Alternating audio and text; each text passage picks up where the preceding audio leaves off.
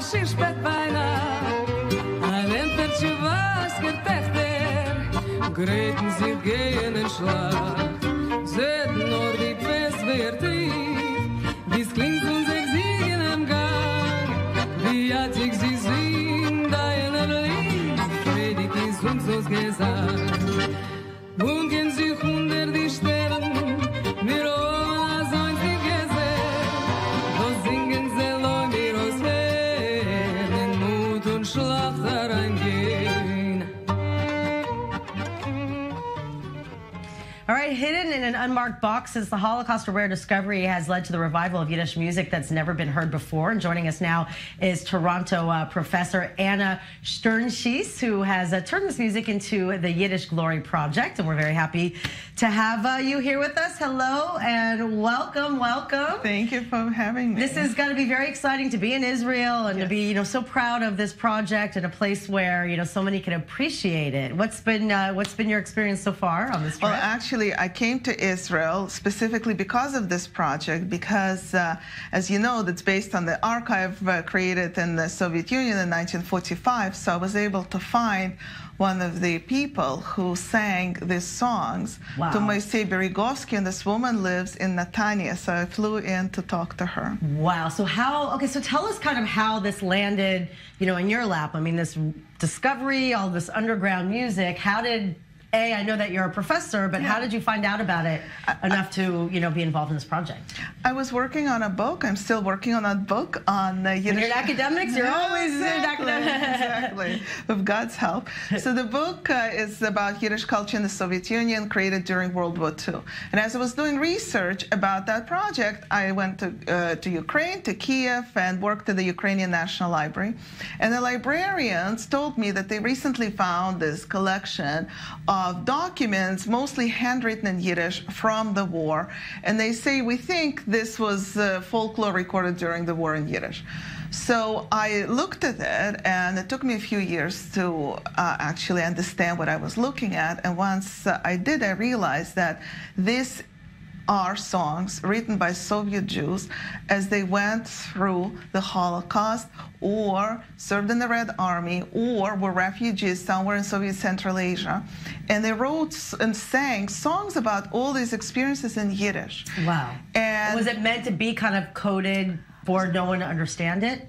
No, so these were really Soviet songs, pro-Stalin, praising Stalin and cursing Hitler. In fact, they call Hitler nothing else but Haman, the evil minister that wanted to destroy Jews, whose defeat we celebrate on Purim. And there are all these anti-religious Soviet Jews whose Judaism is long gone. By the time of the war, Purim comes back because Haman is Hitler. Hitler is Haman, and all that is in that music. Even Red Army soldiers who fighting with his red stars, and they say Cain also, like Cain, Haman, Hitler, right? Yeah, they do. But it's and this is what we didn't expect. Historians concluded that in the Red soldiers who served in the Red Army, Jews, they didn't use Yiddish. They switched to Russian. Right.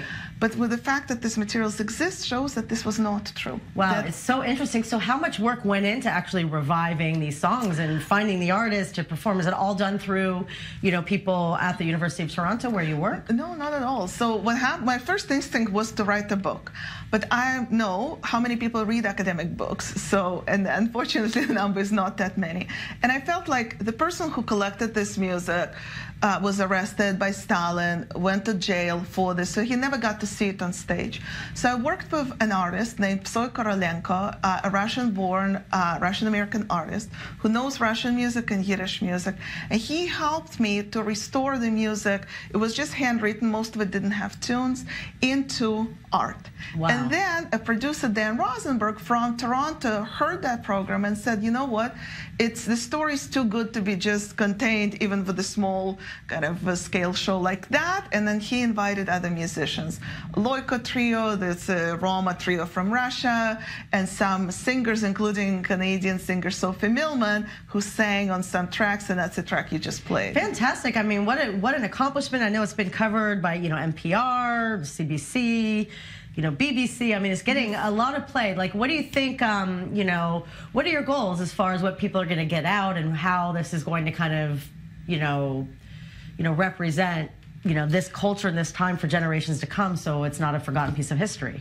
So I have 3 goals, I think. One of the goals is to talk about this unknown chapter in history. There are so many Russian Jews living in Israel, living in the United States and Canada, and this is a legacy. This is a story that never gets to be told. And I mean, Yiddish is a language. Like, I know my family came to America from the pogroms, and my great-grandmother spoke Yiddish and didn't speak English, and then it's lost. There's no reason. Exactly. So do you think it'll lead? We're seeing more of a revival of people acting in Yiddish and reviving Yiddish. They may sing more in Yiddish. I don't think they'll sing these songs necessarily because they're all about Stalin, and we already don't want to sing about Stalin.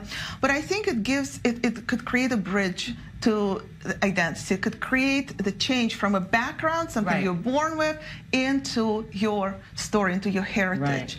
Another goal is to give voices to people who sang these songs, who never got to tell their story. Fantastic that you met, this woman here. And she lives in What a great story. Enjoy. Congratulations.